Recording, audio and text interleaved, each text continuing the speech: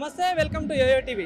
So ఏదైతే ఈరోజు చేవెళ్లలో జరగబోతున్న సభలో భాగంగా చూసుకుంటే ఏదైతే కాంగ్రెస్ పార్టీ చెప్పినట్టు 6 గ్యారెంటీలు 100 రోజులు అమలు చేస్తా అనే భాగంలో అధికారంలోకి రాగానే 2 హామీలు అమలు చేయడంతో జరిగింది. సో ఈ రోజు ఇంకో 2 హామీలు కూడా నెరవేర్చబోతున్నారు. ఏదైతే 200 యూనిట్ల కరెంటు ఫ్రీ అని చెప్పడం కానీ, ఏదైతే 500 రూపాయలకే గ్యాస్ అని చెప్పడంలో భాగంగా ఈరోజు చేవెళ్లలో సభ పెట్టి ప్రకటన చేయడం జరుగుతుంది. ఒకసారి మాట్లాడడం మనతో పాటు మాట్లాడడానికి భవానీ రెడ్డి గారు ఉన్నారు, కాంగ్రెస్ పార్టీ అధికార ప్రతినిధి. మేడం నమస్తే. మేడం నమస్తే. సో ఏం చెప్తారు మేడం? ఎందుకంటే బీఆర్ఎస్ పార్టీ పదే 6 గ్యారెంటీలు సాధ్యం కావు అన్న మాటలకి ఏదైతే ఈ రోజు చేపడుతున్న 2 గ్యారెంటీలు ఎట్లా చెప్తారు సమాధానం? వాళ్ళకి అదే చెప్తా ఉన్నాము, మొదటి నుంచి వాళ్ళు అదే అపోహతో ఉన్నారు. ఎందుకంటే వాళ్ళు గడిచిన 2 సార్లు 2 టర్మ్స్ లో కూడా 10 ఏళ్లలో వాళ్ళు చెప్పిన ఒక్కటి కూడా చేయలే. కేసీఆర్ 100 అబద్ధాలు, మేము బుక్కే ప్రింట్ వేసినాం. సో వాళ్ళకి సాధ్యం కాలేదు, వారు అనుకున్నారు. అంటే చిత్తశుద్ధి లేదు. బట్ కాంగ్రెస్ కి అట్లా కాదు, మేము ఇస్తాం అనుకున్నాము, మేనిఫెస్టోలో పెట్టినాము, గ్యారంటీ కార్డు ప్రకటించినాము, ఎలక్షన్ పోయినాము, గెలిచినాము, మొన్న బడ్జెట్ లో పెట్టినాం. 53,000 కోట్లు సరిపోతుంది మేము చెప్పిన అనౌన్స్ చేసిన 6 గ్యారంటీలకి. ఆ దిశగా పోతున్నాం. 2 ఆల్రెడీ చేసినాము. తర్వాత ఇవాళ అత్యంత ఇంపార్టెంట్ మహిళలకి 500 రూపాయలకు సిలిండర్, 200 యూనిట్ల వరకు కరెంట్ ఫ్రీ అనేది ప్రతి ఒక్కరు బీపీఎల్ లైన్లో ఉన్న వాళ్ళకి చాలా ఉపయోగపడే స్కీమ్ ఇది. సో దయచేసి పదే బురద చల్లాలనే దాంతోనే చల్లకండి. కొన్నిసార్లు యూ హ్యావ్ టు యాక్సెప్ట్. మంచి స్కీమ్స్ వచ్చినప్పుడు you have to accept it. అదే చెప్తా ఉన్నాం. రేపు రెట్టింపు ఉత్సాహంతో పనిచేయబోతున్నాం. ఏదైతే చూసుకుంటే ఈరోజు కేటీఆర్ గారు కూడా ఏమంటున్నారంటే, కాంగ్రెస్ పార్టీ పదే బీఆర్ఎస్ మీద బురద చల్లుతుంది, తప్పుడు ఆరోపణలు చేస్తుంది. ఏదైతే మేడిగడ్డలో చూసుకున్నా కూడా మేడిగడ్డ అనేది ఒక 2-3 పిల్లర్లు కుంగిపోయినాయి. కాళేశ్వరం అనేది ఒక మేడిగడ్డే కాదు, ఇంకా చాలా ఉన్నాయని చెప్పేసి అంటున్నారు. సో ఏమంటారు దీని మీద? అది బురద చల్లడం ఎందుకు? అది బురద పార్టీనే, బురద రాష్ట్ర సమితి. అది వాళ్ళు ఎప్పుడైతే టీఆర్ఎస్ నుంచి తీసేసి వాళ్ళు బీఆర్ఎస్ అన్నారో అది బురద రాష్ట్ర సమితే చెప్పినాం. మేము కొత్తగా పని కట్టుకొని చేయాల్సింది ఏం లేదు.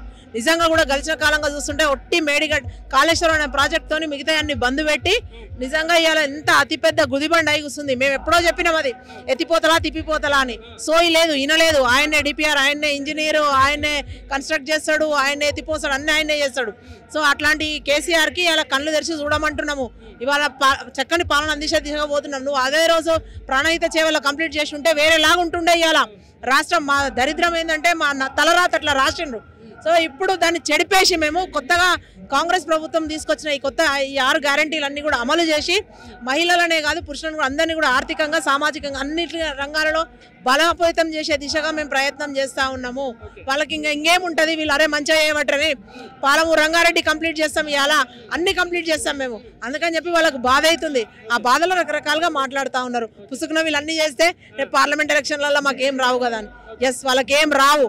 కేసీ రావు, కేటీ రావు, మీకేం రావు. సో మేడం ఏదైతే చూసుకుంటే దగ్గరలో పార్లమెంట్ ఎన్నికలు ఉన్నాయి. సో మరి ఏం చెప్తారు? అంటే ఎన్ని సీట్లు గెలుస్తుంది, ఎట్లా ఉంది ప్రచారం అంటే ఏం చెప్తారు?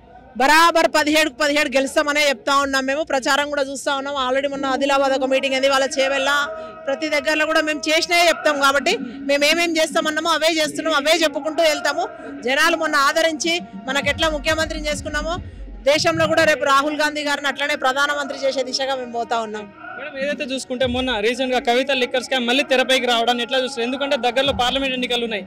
ఈ విషయాన్ని ఇదేమైనా కాంగ్రెస్ కి ఏమైనా మైనస్ అయ్యే ఛాన్స్ ఉందా? ఏమీ కాదు. ఆ బీఆర్ఎస్ పార్టీ ఒక్కరు వచ్చినా, ఆ బీజేపీతో కలిసి వచ్చినా, ఈ కవిత అండ్ కేసీఆర్ ఫ్యామిలీ కలిసి వచ్చినా, మోడీతో ఒంటరిగా ఎవరు వచ్చినా కూడా కాంగ్రెస్ ని చేసేది ఏం లేదు. మొన్నట్లో మేము ఒంటరిగా గెలిచాము, అట్లే గెలిచాము. ప్రతిసారి వాళ్ళకి ఒక ఆదత అయిపోయింది. ఎలక్షన్ ముందట ఈ డ్రామాలు చేయడం. మళ్ళీ అంటది మూసుకొని సపరేట్గా సిబిఐకి అటెండ్ కాకుండా అది సెక్షన్ 41A ప్రకారం ఎట్లా పంపుతారు? నేను రాను, నాకు పైన మీటింగ్లు ఉన్నాయి, 6 వారాలు కావాలని మీరు కక్ష కట్టిండ్రు. అట్లా ఏమి ఉండదు. దేశంలోనే అత్యున్నత సంస్థ అది.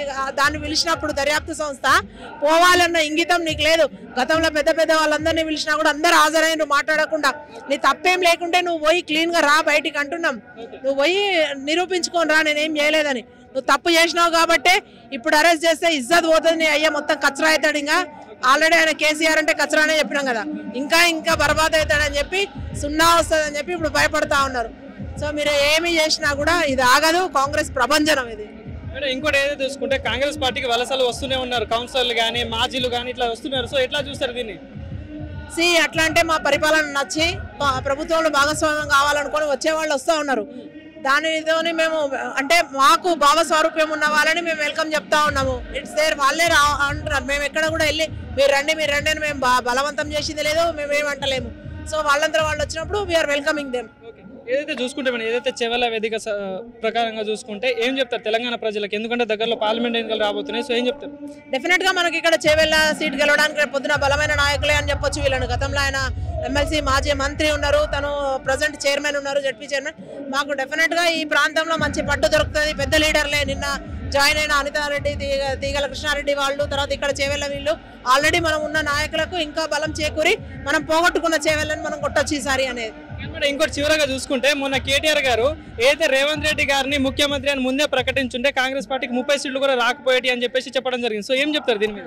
అరే దిక్కుమాలిన కేటీఆర్, మేము అదే చెప్తున్నాం. మరి నువ్వు నీ అయ్యనే ముఖ్యమంత్రి అని మస్తు సార్లు చెప్పినావు కదా, మరి మాకు రేవంత్ రెడ్డి అని చెప్పుంటే రాకపోతే మరి నీ అయ్య ముఖ్యమంత్రి అని చెప్పినాక కూడా నీకు గవే 39 వచ్చినావు కదా, సోయి లేదా? నువ్వు ఒక్క మాట అంటే మేము 10 మాటలు అంటాం కదా. Thank you madam.